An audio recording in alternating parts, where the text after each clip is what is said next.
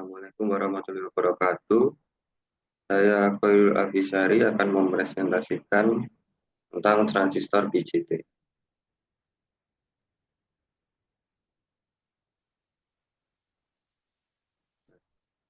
Transistor BJT adalah komponen semikonduktor yang dia bisa menjadi konduktor dan bisa menjadi isolator.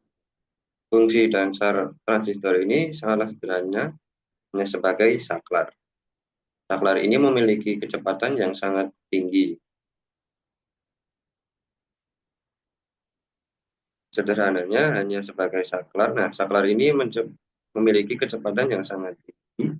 Ada beberapa tipe transistor yang paling umum kita jumpai adalah bipolar junction transistor atau BJT. Lalu yang kedua adalah field effect transistor atau FET.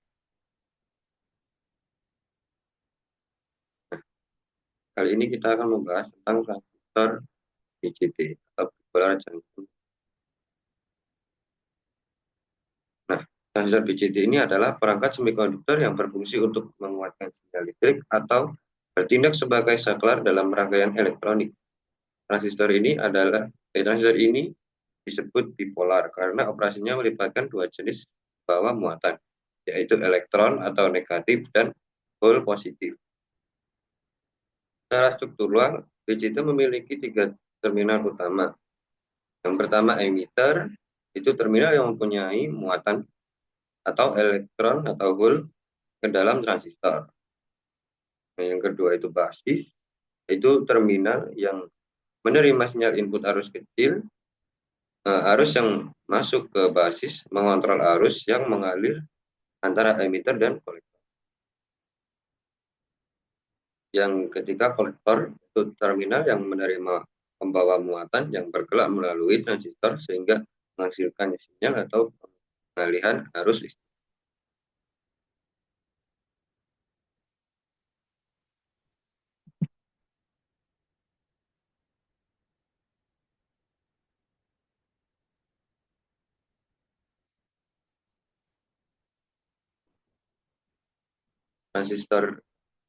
Transistor ini juga memiliki dua tipe. Yang pertama NPN dan PNP. Nah, N di sini adalah negatif dan P adalah positif. Muatan untuk transistor NPN, base-nya adalah positif. Nah,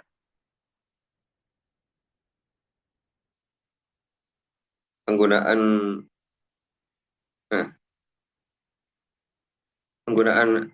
NPN dan PNP tergantung pada aplikasi yang diterapkan. Pada transistor NPN harus masuk pada kaki base yang mengontrol transistor, sedangkan PNP yang mengontrol adalah harus keluar dari kaki base. Dalam transistor NPN, kaki kolektor adalah kaki yang menerima arus, lalu emitter, di mana arus keluar, dan base adalah saklarnya.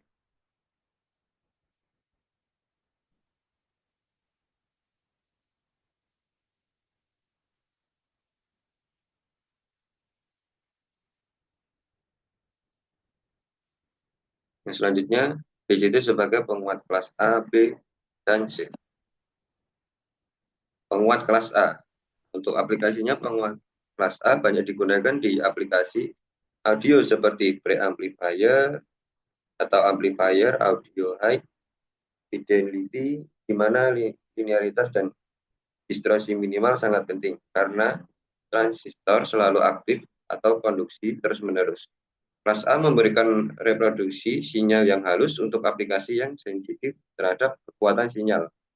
Nah, untuk cara kerjanya yaitu saat titik beda transistor disetel pada setengah atau separuh dari sumber tegangan transistor, tegangan VCC sama dengan 0,5 VCC. Nah, penguat tipe ini boros daya karena ada sinyal input atau tidak ada sinyal input. Transistor tetap bekerja dan mengalirkan arus.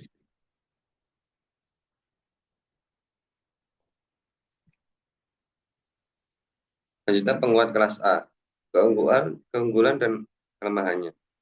Nah, untuk keunggulannya, linearitasnya tinggi karena transistor selalu berada dalam kondisi aktif responsnya linear sehingga durasinya sangat rendah. Nah, selanjutnya sederhana secara konsep. Rangkaian bias yang relatif mudah dirancang untuk kembali operating point-nya yang konsisten. Kelemahannya efisiensi daya yang rendah karena transistor terus-menerus mengalirkan arus. Walaupun tanpa sinyal, konsumsi daya menjadi tinggi dan menghasilkan panas yang berlebih. Selanjutnya desain pendinginan. Diperlukan sistem pendingin atau hedging yang besar terutama pada daya tinggi. Selanjutnya penguat kelas B. Untuk pengaplikasiannya, penguat kelas B sering digunakan pada rangkaian pada penguat daya di mana efisiensi menjadi prioritas. Misalnya dalam radio dan amplifier audio daya tinggi.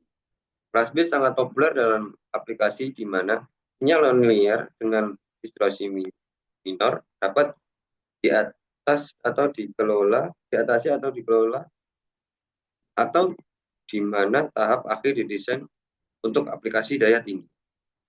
Nah, untuk cara kerjanya itu transistor menggunakan arus atau penguat daya bekerja di sekitar titik cut off sehingga input setengah gelombang negatif terpotong. Jika penguat kelas B digunakan untuk penguat sinyal sinusoidal, misal audio, diperlukan satu transistor PNP dan satu NPN yang dipasang sedemikian rupa hingga resistor bekerja sebagai penggantian secara bergantian atau push up pull. Transistor PNP bekerja pada setengah gelombang negatif dan transistor NPN bekerja pada setengah gelombang positif secara bergantian. Penguat kelas ini masih memiliki cacat karena pada terminal base tidak diberikan tegangan bias DC. Nah, untuk keunggulan dan kelemahan penguat kelas B ini, keunggulannya adalah efisiensi tinggi. Nah, hanya setengah siklus di mana masing-masing transistor mengalirkan arus. Konsumsi daya lebih rendah karena transistor tidak aktif terus-menerus seperti pada kelas A. Kelemahan crossover distortion. Jadi karena adanya celah dalam kondisi di dekat titik peralihan sinyal, bias tambahan sering diperlukan untuk mengurangi masalah ini, yang kemudian mendorong desain ke kelas A.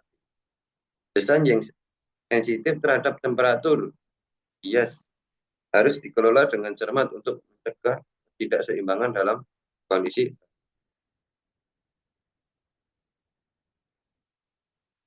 Selanjutnya kelas AB. Pengaplikasian kelas AB. Kelas AB sering ditemukan pada tahap output amplifier audio.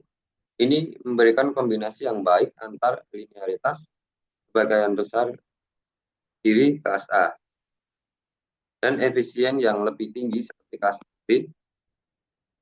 Aplikasi kelas AB banyak diadopsikan dalam sistem audio mobil dan hi-fi untuk menghasilkan output daya yang memadai dengan minimnya distorsi crossover. Nah, untuk cara kerjanya, rangkaian ini sama persis dengan kelas B. Hal yang membedakan adalah kelas AB masing-masing terminal di base diberi tegangan besar 0,7 volt sehingga tidak tercatat bentuk sinyal atau gelombang. Nah, untuk keunggulan dan keunggulannya keseimbangan antara linearitas dan efisiensi. Distorsi crossover dapat diminimalisir dengan bias yang tepat sehingga menghasilkan sinyal yang bersih. Nah, untuk efisiensi yang lebih baik daripada kelas A dengan mengalirkan daya hanya sesaat mendekati titik transisi. Efisiensi meningkat tanpa mengorbankan linearitas secara signifikan. Nah, untuk kelemahan, kompleksitasi biasing. Desain rangkaian harus sangat berpresisi agar kedua transistor berada pada kondisi ideal, sebab pergeseran kecil bias dapat menyebabkan distorsi atau ketidakstabilan termal. Pengendalian panas. Meski lebih efisien daripada kelas A, manajemen panas tetap menjadi tantangan.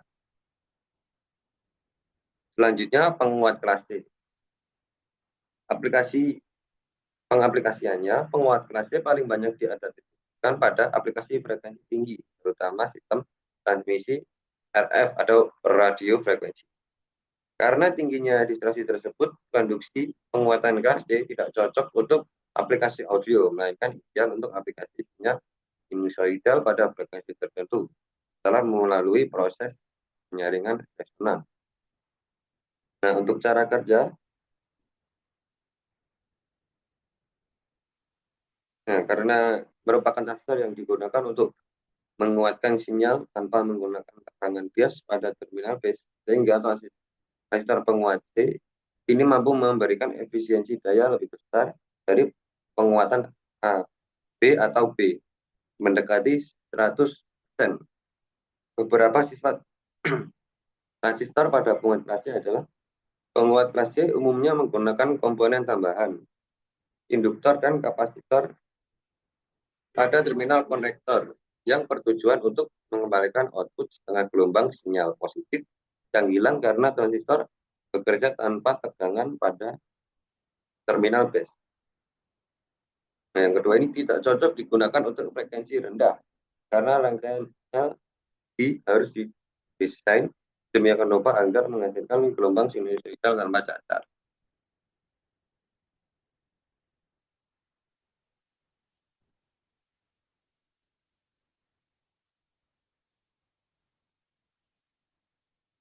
Nah, untuk keunggulan dan kelemahannya, keunggulan efisiensi daya yang sangat tinggi karena transistor hampir dalam kondisi off selama mayoritas siklus.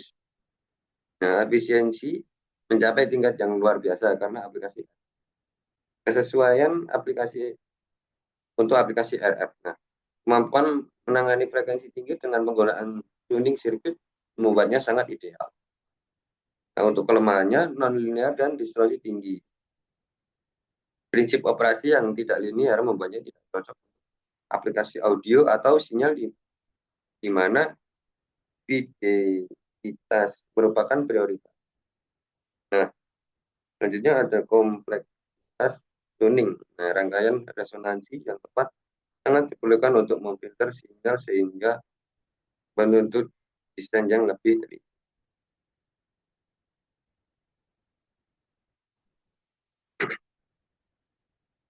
Nah, terima kasih.